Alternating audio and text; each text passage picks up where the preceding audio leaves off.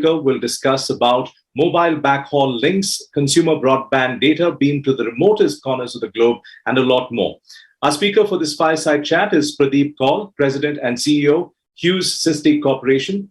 HSC has been driving the digital transformation journey of clients across the globe with its innovative solutions and expertise in the field of AI, ML, blockchain, media streaming, next-gen hotspot, 5G satellite systems, SDN security, cloud-scale applications, and connected devices. Over the last 2 decades, Mr. Kaul has participated in creating and investing in over 25 startup companies.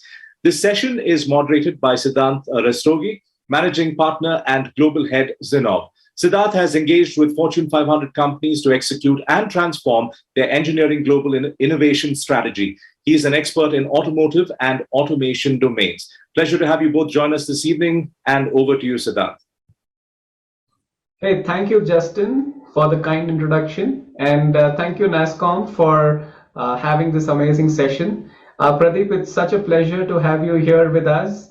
And with your tremendous experience, I'm sure the audience will take away some wonderful insights today.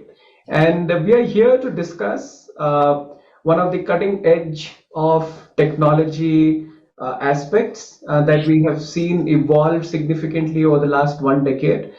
We've always heard and spoken about rocket scientists, and rocket scientists typically launch satellites. And that is the topic of our discussion today.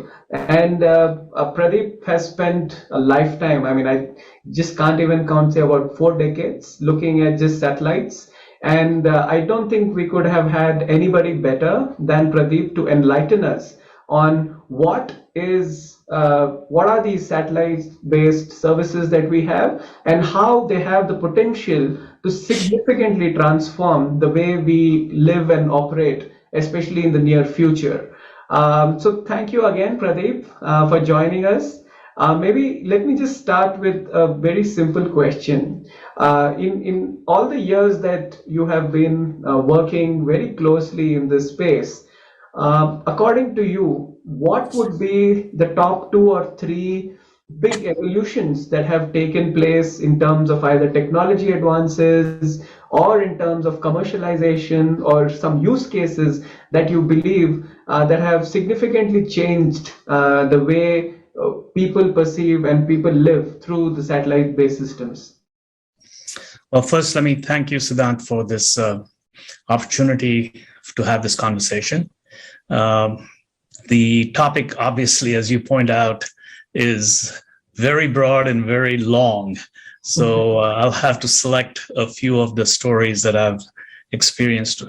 Fortunately, I was there at the start. The industry started in the late 60s, and that's about when I was graduating. And I was very fortunate to land a job in one of the leading companies at that time that had just started in the satellite communications market, called Digital Communications Corporation, which, by the way, evolved, got acquired by Hughes, and is now the last standing company in the Hughes family, as all the other companies got sold over time.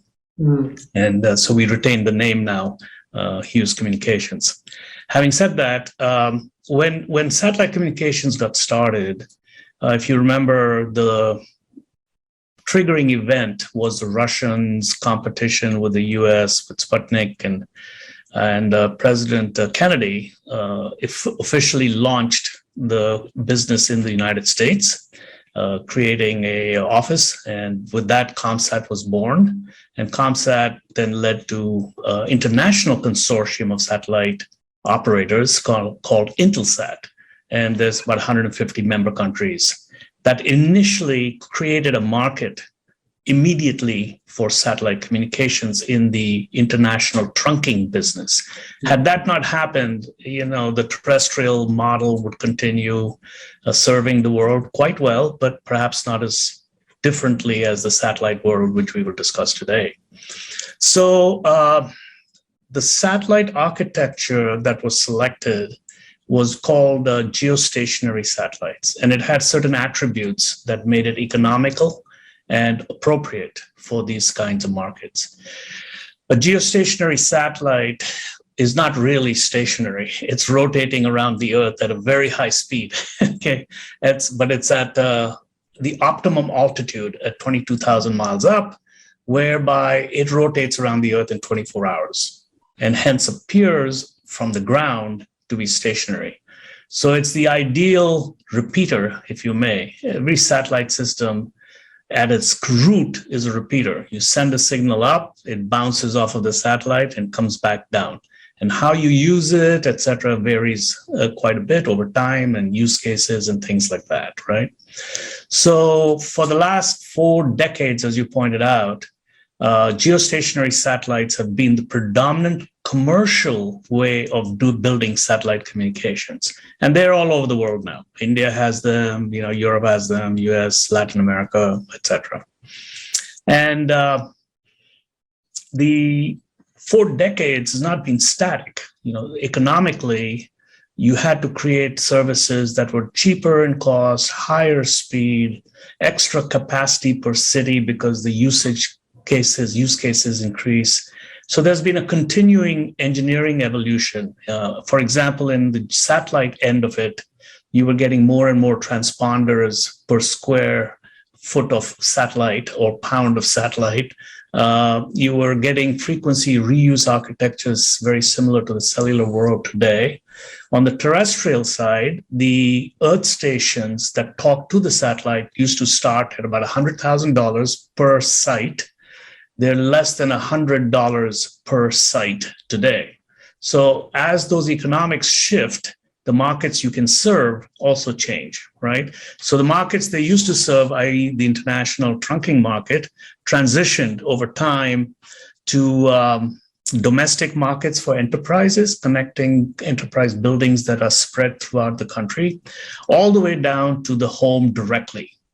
And hence you have now very small aperture terminals. We call them a family of VSATs. You'll see that term thrown around quite a bit in the satellite industry. You're literally talking about a satellite antenna, less than a meter, maybe even half a meter, very easy to install. And then the radio unit, as I said, around a couple of $100 at best. And now you can do interactive broadband data communications for internet access. You can receive satellite TV. You can do a whole set of consumer services, right? Now, the advantage for a geostationary satellite has always been the footprint. Once you put up one satellite, you cover the entire country. So whatever services you choose to launch, whether you're in a metro area or whether you're in a rural village area or you're on a mountaintop, the service cost is the same. Right? And no terrestrial network can ever achieve that by definition, right? Because they have to build out a web of interconnecting terrestrial networks to do that. And so there's always been that advantage for satellite communication. Excuse me. Having said that, the more recent direction we're going, which we'll talk about quite a bit more, I'm sure, is a change in the satellite architecture. Rather than being geo, they're transitioning to low orbiting satellites. And you might say, why? Well, first, the delay of a signal going to the satellite and back dramatically drops if you're in a LEO, because the LEOs are typically 300 miles up. And the GEO is 22,000 miles up. Right. The power, low orbiting. And then the power required to bounce a signal off of a LEO from is much less. And the question I know everybody's waiting for is when will cell phones be able to do LEOs? And they're coming. They're coming. Okay. So the challenge has been in a stationary world, the antenna can be pointed, aimed, nailed down, and it's set. In a LEO world, regardless of how many satellites you have, whether it's 5,000 or 50,000, doesn't matter, the satellites have to be tracked in real time by the user terminal, right? And it can't be a mechanical antenna anymore. So you have to transition to something new. And the cost of that, economics-wise, et cetera, has been the big hurdle, which I think we're all about to break through. Interesting. So why is SpaceX and many of the other folks launching hundreds of satellites a month, even if they are LEOs? Why do you need thousands of satellites? Okay, so the answer is depending on the satellite they launch. They're called a family of what they call CubeSats. The satellites are shrunken down dramatically, right? Because their weight has to be minimized so they can fly around the Earth and they can launch 500 at a time. So all of these factors, the physics of all of these factors come into play. But the bottom line is that at a macro level, the LEOs have less capacity per satellite. So wherever they are in a point in time as they rotate around the Earth, they can only receive and transmit back a certain amount of data. So now if you say, I really want to displace everything in the world with a LEO, you can imagine how much traffic you would have to cope with. Well, that can be possibly managed by increasing the number of satellites. And hence, when you look at numbers, when these futuristic constellations are talked about, they start out low, hundreds, in the hundreds, then they get into the single thousands, then they get into the 50,000s, et cetera, right? And that's going to be a function of how much capacity that the market will serve them, and they will need it. Got it. Interesting. So Pradeep, now that we are moving from one single large satellite to maybe a constellation of many mini satellites closer to us, what are some of the real use cases that these will bring to the table that we had never maybe experienced before, apart from just being a little faster, etc.? Right. I think the use cases will be very similar to, what we're used to today. But, we keep moving the boundaries of the network and the compute. You probably have heard the term edge computing and things like that. That's the evolution of the terrestrial networks, the internet networks. You just can't haul information back to a computer center and then bring it back fast enough to do some of the things that people want to do today. And that is more of the metro and factory and industrial type applications. You need to bring the computing to the edge. You need to remove the delay between the source of data, right? So that's one aspect. The second aspect, which I think may be even more applicable for the satellite offering that will change the world, is eliminating this digital divide. And the term digital divide has caught on a lot of significance because our dependency on the internet to get information and to get various services, whether they're medical services or whether they're other functional services like routing a car, all of these services are dependent on a broadband internet. Well, if you're only doing that well in the metro area where it's economically justifiable, how do you deal with it in the rural areas? Got it.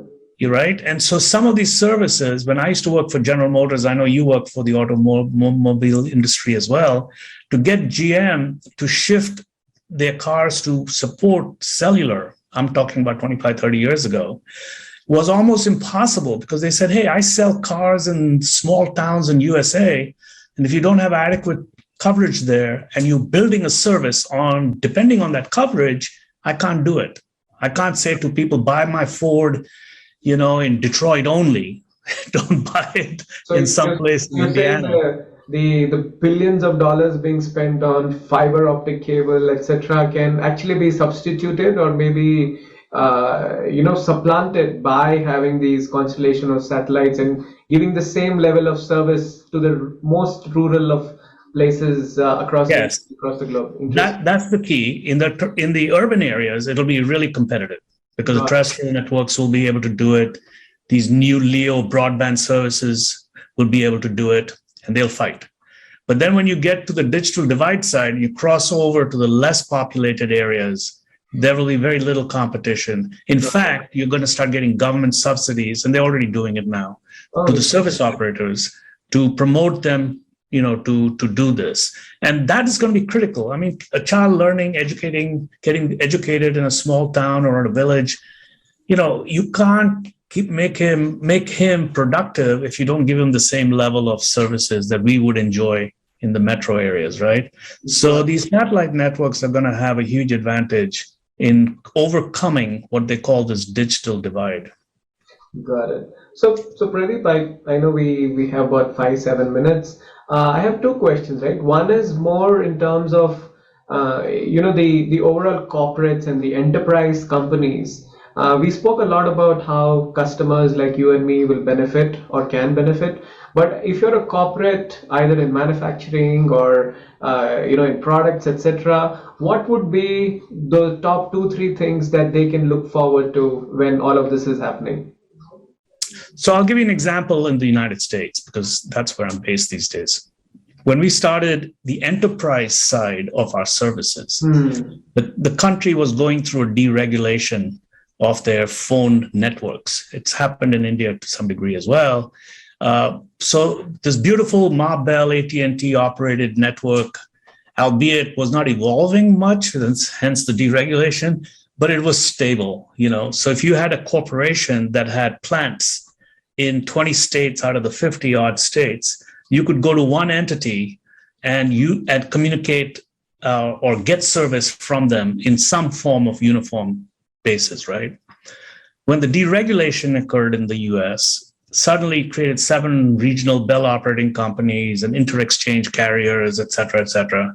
And at the same time, there was an explosion in the data architectures, data communication architectures. IBM went into computing architectures that was geographically dispersed. They were not centralized anymore. And now the enterprises had to deal with all these different phone companies and different entities to build their corporate networks, which was a whole new paradigm. The dependency on data became so large at the same time that the networks were getting fragmented, right? And that gave a huge birth opportunity to people like us, the satellite industry, to say, look, we have the ultimate bypass.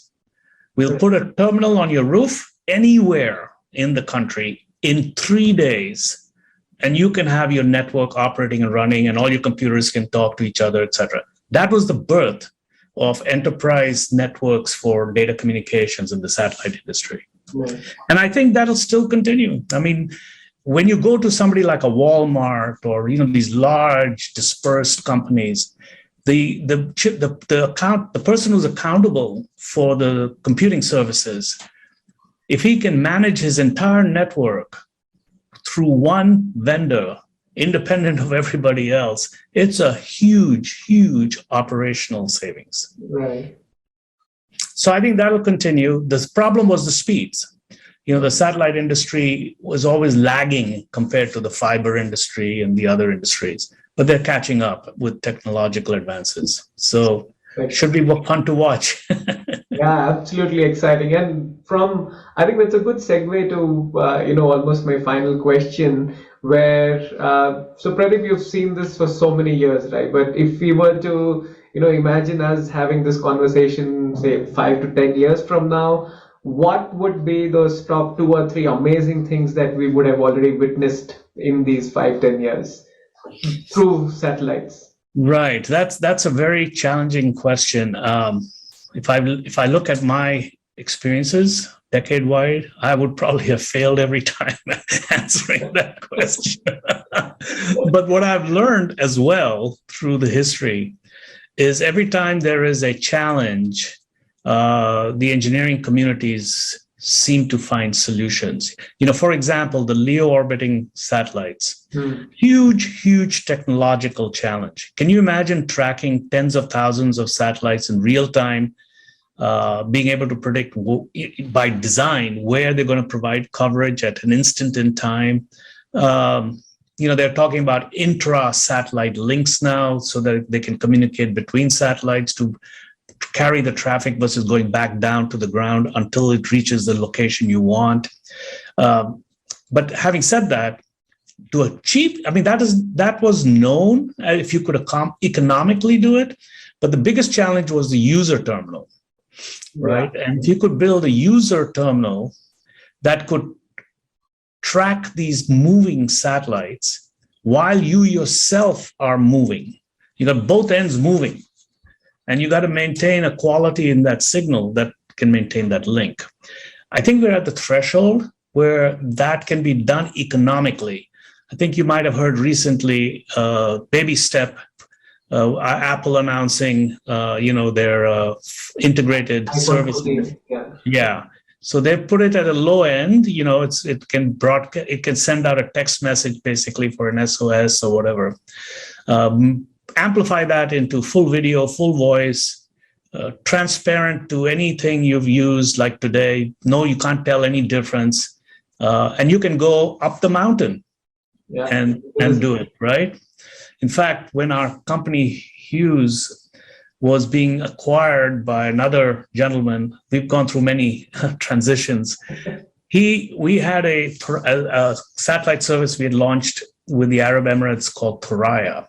So we had built a cell phone that could do what I just said. You could do phone calls and everything else, but it was a proprietary phone. You had proof of concept already. Absolutely.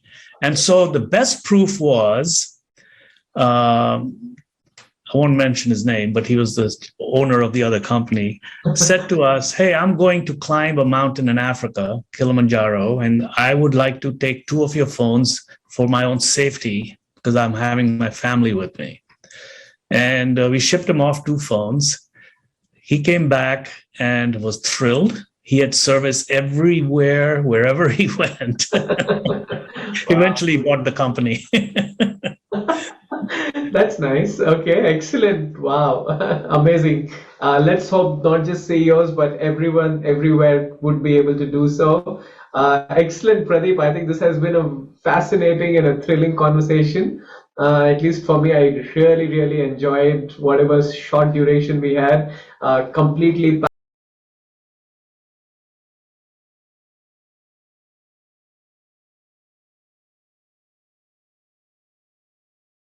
packed with insights. Thank you so much, Pradeep, for your time and helping us understand this not so very easy thing. You kind of succinctly put it so in such an easy way. I think I'm sure all of us have understood it now. So thank you again, Pradeep. Siddhant, may I take a minute to share with you something new? We've been operating in India, aside from many other countries in the world, with the satellite-based services. But we're about to launch this LEO type low delay broadband service in India on the 12th. Oh, wow. And there'll be some massive announcements. Looking forward to it. Yes, and secondly, the services in India are supported by our software company in Gurgaon. And we have about 1,000 engineers there that do a lot of the satellite communications that we're talking about. We're well kept secret. Wow. Yes, all of that stuff is being done. And so, India is a very important part of our business. I'm not just excited, I'm very proud right now.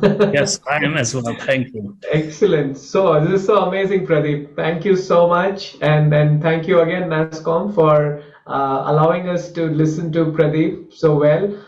So back to you, Justin. Over to you. You can take it away. Like Siddhant just said, that was indeed a very fascinating and thrilling conversation. Thank you, Pradeep and Siddhant, for that conversational and interesting chat on the topic evolution of satellite-based services.